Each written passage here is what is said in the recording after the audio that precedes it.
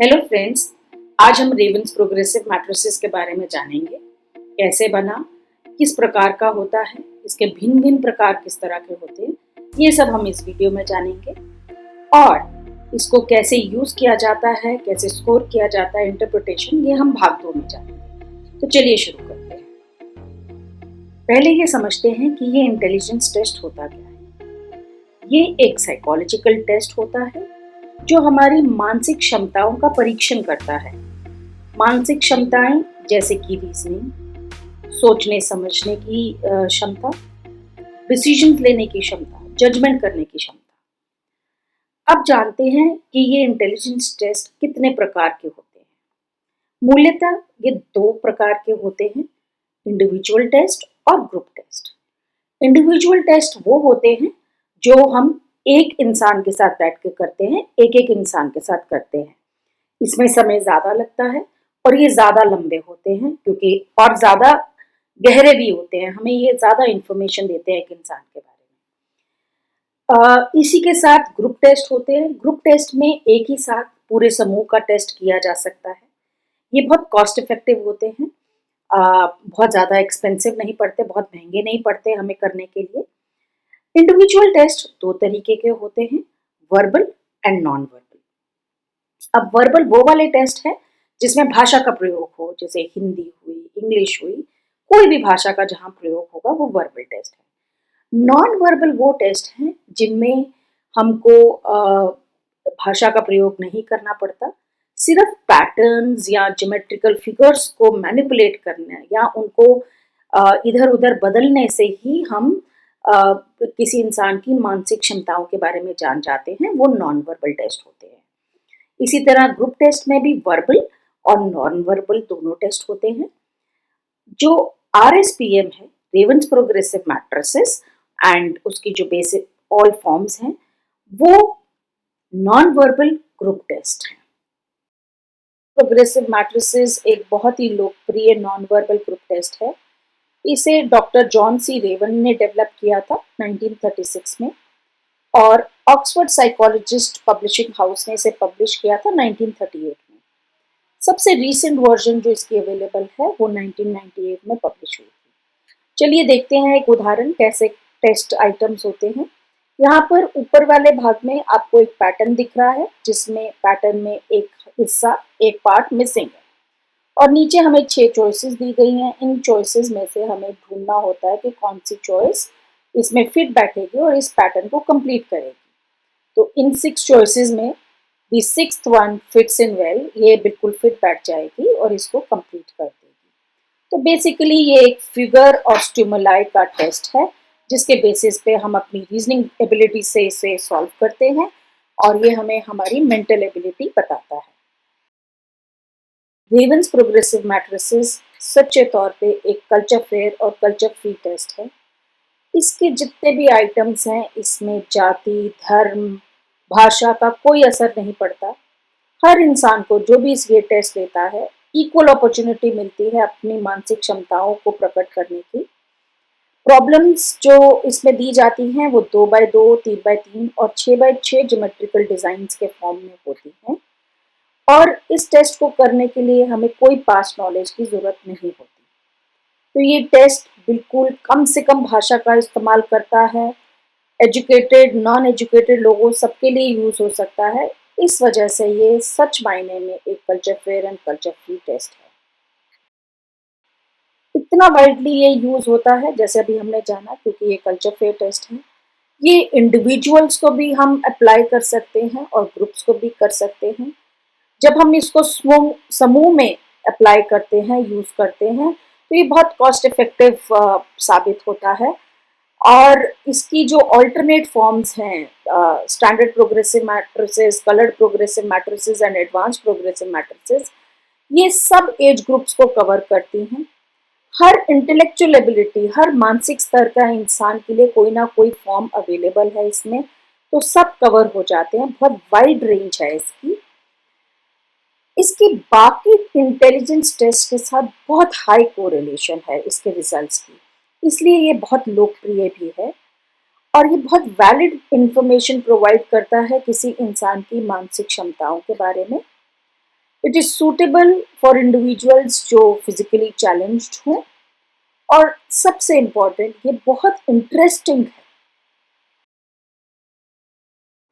अब ये जानते हैं कि ये टेस्ट किन सिद्धांतों पर आधारित है। स्पीयरमैन ने एक 2 फैक्टर थ्योरी ऑफ इंटेलिजेंस दी थी, जिसमें उन्होंने जी जनरल एबिलिटी का वर्णन किया था। ये test RSPM and Raven's progressive matrices, ये इंडक्टिव एबिलिटी को टेस्ट करता है, जो जनरल एबिलिटी का एक कंपोनेंट होता है। इंडक्टिव एबिलिटी क्या होती है? इंडक्टिव एबिलिटी एक इंसान की वो क्षमता है जिससे वो नई प्रॉब्लम्स को सॉल्व कर पाता है, लॉजिक लगाकर नई सिचुएशंस को हैंडल कर पाता है, पैटर्न्स आइडेंटिफाई कर पाता है। एक तरह से कंफ्यूजन में भी, बहुत सारे डाटा में भी जब वो मीनिंग डेवलप कर पाता है, दैट इज इंडक्टिव एबिलिटी। उसको हम इंडक्टिव एबिलिटी कहते हैं। अब जानते हैं कि ये किस किस प्रकार की होती हैं।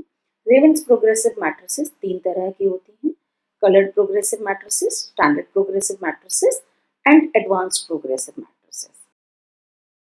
प्रोग्रेसिव मैट्रिसेस, जैसे कि नाम सजेस्ट करता है, कलर्ड होती हैं। ये छोटे बच्चों के लिए होती हैं, 5 से 11 साल तक के बच्चे, या फिर जो बहुत बुजुर्ग लोग होते हैं, जो बच्चे जिनको स्पेसिफिक लर्निंग डिसऑर्डर्स हों, या फिर जो मानसिक या फिजिकल तौर पे चैलेंज्ड हों, उन लोगों के लिए ये टेस्ट है। इसमें 3 पार्ट होते हैं, 3 भाग होते हैं: set A, set A B and set B. हर सेट में 12 क्वेश्चन होते हैं, 12 प्रश्न होते हैं। तो टोटल 36, इसमें 36 टोटल क्वेश्चन होते हैं। यहाँ पर एक उदाहरण दिया हुआ है, देखिए।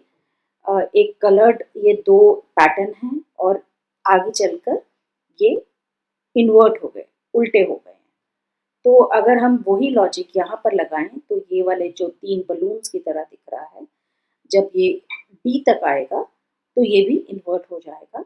उस हिसाब से हमें ये जो 5 चॉइसेस दी गई हैं, इसमें से बी वाला आंसर इसमें फिट बैठेगा। इस टेस्ट को करने के लिए 15 से 30 मिनट लगते हैं अक्सर, वैसे कोई टाइम लिमिट नहीं है। इसके बाद आता है स्टैंडर्ड प्रोग्रेसिव मैट्रिसेस, जिसका शॉर्ट फॉर्म SPM है। ये 5 ईयर ओल्ड से लेके बहुत बुजुर्ग तक, 70-80 साल तक अवेलेबल है। इसमें 5 सबसेट होते हैं: set A, set B, set C, set D और सेट ई। हर सेट में 12 प्रश्न, तो टोटल हुए इसमें 60 प्रश्न। यहाँ पर एक उदाहरण दिया हुआ है, एक पैटर्न चल रहा है जिसमें कोई लॉजिक चल रहा है। उस लॉजिक को जानने के बाद हमें इन चॉइसेस में से 8 चॉइसेस दी गई हैं, उसमें से चूज करना है कौन सा इस पैटर्न को कंप्लीट करेगा इस लॉजिक के साथ। इसमें इस टेस्ट को करने में 40 से 45 मिनट लगते हैं मूलतः, लेकिन इसमें कोई टाइम लिमिट नहीं है। आता है एडवांस्ड प्रोग्रेसिव मैट्रिसेस। ये उन लोगों के लिए होता है, उन अडल्ट्स या एडोलेसेंट्स के लिए जो अबव एवरेज इंटेलिजेंस के होते हैं। इसमें 2 सेट होते हैं, सेट 1 एंड सेट 2। सेट 1 12 और सेट 2 में 36 क्वेश्चन होते हैं, टोटल 48 क्वेश्चंस। इस टेस्ट का स्तर बाकी दोनों टेस्ट से काफ़ी ज़्यादा होता है और ये थोड़ा डिफ़िकल्ट होता है उनके मुकाबले।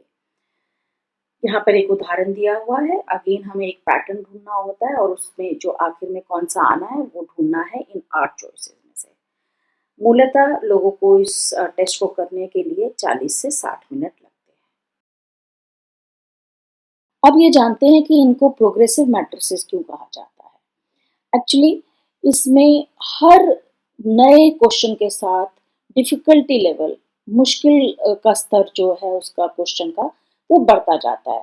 तो सेकंड क्वेश्चन फर्स्ट वाले से थोड़ा डिफ़िकल्ट, थर्ड वाला सेकंड से डिफ़िकल्ट, फोर्थ वाला थर्ड से डिफ़िकल्ट, इस तरह डिफ़िकल्टी लेवल बढ़ता जाता है, इसीलिए इसको प्रोग्रेसिव मैट्रिसेस कहा जाता है।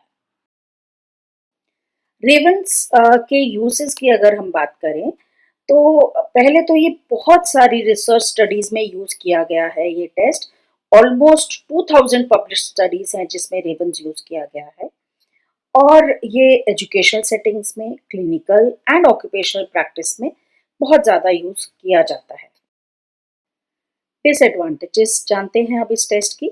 सबसे पहले ये टेस्ट एक इंडिविजुअल इंटेलिजेंस टेस्ट की जगह यूज नहीं करना चाहिए, क्योंकि इंडिविजुअल इंटेलिजेंस टेस्ट ज़्यादा डीप होता है, ज़्यादा डिटेल्ड होता है।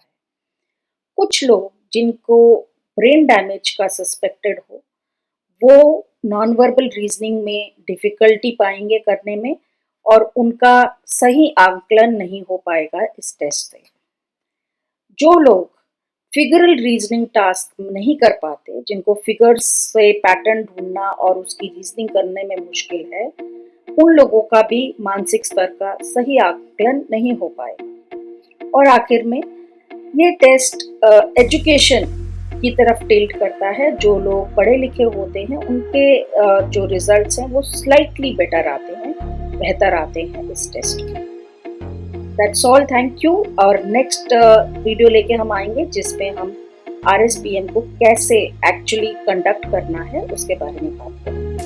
Thank you so much.